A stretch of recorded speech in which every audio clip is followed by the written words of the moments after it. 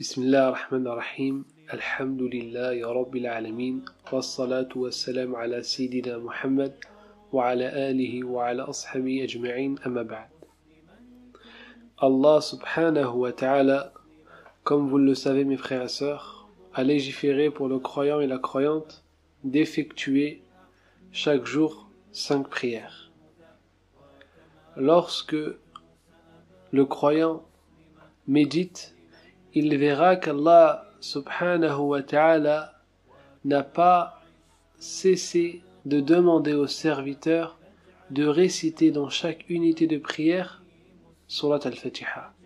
Ce qui fait qu'au minimum le croyant devra réciter 17 fois par jour al-Fatiha. Et ce n'est pas pour rien.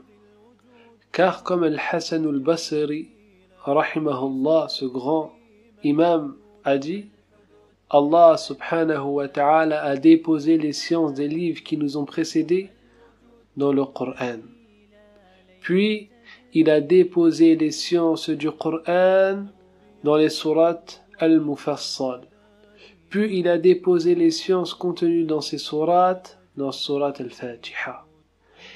Celui qui connaît son explication est comme celui ayant connu l'explication de l'ensemble des livres qu'Allah Ta'ala a révélés. Donc, si tu saisis et tu médites bien comme il faut le Fatiha, tu vas saisir des sciences. Et si tu t'arrives réellement et qu'Allah Ta'ala fasse qu'on s'approche de sa bonne compréhension, eh ben, si tu arriverais un jour à maîtriser, ça serait comme si tu avais maîtrisé toutes les sciences qui sont contenus dans les livres célestes qu'Allah Ta'ala a révélés. Alors, parmi les versets un peu plus importants qu'il y a dans Surat al-Fatiha, c'est Iyyaka na'budu wa iyyaka nasta'in. C'est toi seul que nous adorons et c'est toi seul dont on implore le secours. Et en effet, Allah subhanahu wa ta'ala est celui qui, lorsqu'il nous arrive un problème, qui lorsqu'on est éprouvé, qui lorsqu'on sent peut-être une dépression, on souffre, on se sent trahi, on se sent éprouvé dans la chose que peut-être on aimait le plus, eh bien c'est seulement Allah Ta'ala vers qui on devrait se tourner. Même si tu me dis oui, mais moi je veux faire des causes, j'ai besoin d'aller voir telle personne. Oui, mais avant d'aller voir cette personne, tourne-toi vers Allah. Parce que cette personne, elle ne pourra t'apporter un bénéfice si ce n'est lorsqu'Allah Ta'ala aura décidé que cette personne le pourra. Donc même si tu allais voir tous les êtres humains, tous les êtres qui existent, pour t'apporter un bien, ils ne pourront te l'apporter si ce n'est par l'accord d'Allah subhanahu wa ta'ala. Et si tu risques et t'as peur qu'un mal te touche, avant de courir chercher de l'aide chez tes amis et chez un tel et un tel, va demander à Allah ta'ala, réfugie-toi auprès de ton Seigneur, car rien ne bouge, rien n'existe si ce n'est par la volonté d'Allah subhanahu wa ta'ala.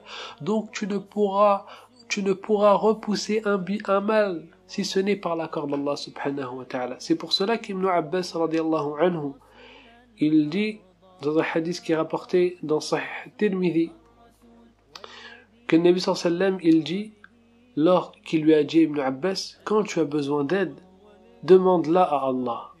Sache que si tout le monde s'associe pour te faire du bien, ils ne pourront te faire que le bien qu'Allah a écrit pour toi. Et sache que si les gens entiers, une communauté entière se réunirait pour te faire du mal, ils ne pourraient te faire que le mal que Allah Ta'ala aura écrit. Donc, sache que les humains, les créatures, les djinns, toute créature ne pourra t'accorder un bénéfice si Allah Ta'ala ne l'a pas décidé. Donc d'abord, réfugie-toi vers Allah subhanahu wa ta'ala. Va vers Allah Ta'ala. Et pour bien illustrer et pour bien méditer, je vais prendre une histoire magnifique. Une histoire que j'avais entendue il y a des années d'un de nos shuyukh qui est vivant encore aujourd'hui. Pourquoi je vais prendre cette histoire-là? J'aurais pu très bien mettre en évidence et qu'on médite ensemble sur l'histoire de Ibrahim alayhi salam lorsqu'il s'est réfugié auprès d'Allah, lorsque tout son peuple a voulu le brûler, a voulu le nuire, et que Allah Ta'ala a fait que le feu soit devenu source de froid et de paix pour lui. Mais pourquoi je ne veux pas qu'on s'arrête sur cette histoire? Parce que je sais que certains, lorsqu'ils vont entendre cette histoire, ils vont se dire, oui, mais lui c'était un prophète, oui, mais lui c'était un messager, voilà, il est comme ça, il est comme ça. Moi, si je vais vers Allah, peut-être qu'il va pas m'exaucer directement, etc. Donc, j'ai décidé de prendre une histoire qui, Inch'Allah, te montrera que qui tu es. Tu peux être quelqu'un de simple, de quelqu'un, un croyant peut-être qui n'accourt pas forcément tous les jours et qui n'a pas comme souci chaque jour de s'efforcer à faire énormément de bien. Mais tu vas comprendre, Inch'Allah, à travers cette histoire, qu'est-ce que ça veut dire quand Allah il a dit Allah il a lié de ceux qui ont cru. Donc cette histoire, notre cheikh qui racontait cette histoire-là, c'était il y a des années, hein, Masha'Allah, je me rappelle. Ce cheikh, en fait, il était à Mecca. Il était en train de donner une conférence quand un homme il est venu vers lui. Cet homme-là, il l'a demandé, il a dit, cheikh, je peux prendre la parole, je peux te raconter une histoire à toi et aux gens, il a partagé avec les gens ici. Il lui dit, tafaddal, viens, bismillah. Il a dit, wallahi, le cheikh, il dit, wallahi, quand je l'ai vu, je me suis dit, c'est quelqu'un c'est une personne comme tu vois partout. C'est une personne simple, c'est une personne adi, comme ton oncle, comme nos pères, c'est un homme normal. Cet homme-là, il dit, ya cheikh, dans le passé, j'avais été touché par une grande paralysie. Cette paralysie, il n'y avait pas de remède. Mais j'avais beaucoup d'argent, etc. Et j'ai voulu voyager en Amérique et en Angleterre pour peut-être trouver un antidote qui existait ou quoi. Peut-être quelque chose de nouveau qui n'était pas connu, ainsi de suite, ainsi de suite. Parce que lui, à la base, c'était quelqu'un des pays arabes. Donc il n'a rien trouvé. On lui a donné le désespoir que voilà, ça sera à vie, il sera paralysé, que juste ce qu'il peut faire, c'est trouver des choses pour faciliter sa vie. C'est-à-dire, voilà, il y a du matériel qui est disponible pour te faciliter des tâches dans ta vie, ainsi de suite, ainsi de suite. Mais de la guérison, oublie, c'est fini. Tu ne trouveras pas. C'est ça qu'on lui a mis. Donc il est retourné dans son pays. Et un jour, lorsqu'il était sur son siège, il a vu à la télé les gens qui étaient partis faire le pèlerinage. Et il s'est mis à pleurer. Et il s'est dit, Subhanallah, je vais aller moi aussi visiter Allah Ta'ala. Donc il a commencé à appeler ses enfants. Il a dit à ses enfants, oh mes enfants, je veux voir le roi dans sa maison. Ils ont dit, comment ça tu veux voir le roi dans sa maison? De qui tu parles? De quel roi tu parles? Il a dit, je veux aller faire le pèlerinage. Il s'est dit, je vais aller à la Kaaba, je vais aller voir le roi, le seigneur de la Kaaba, dans sa maison, parce que mon cœur est persuadé que si je vais aller jusqu'à sa maison, il ne me renverra pas sans rien. Donc il est parti, mais ses enfants ils ont dit, quand même, t'as vu ton état de santé, ainsi de suite, ça va pas être facile. Il a dit, j'ai de l'argent, j'ai beaucoup d'argent, alhamdoulilah, prenez tout ce qu'il faut, louez tout ce qu'il faut pour que j'effectue cette umrah.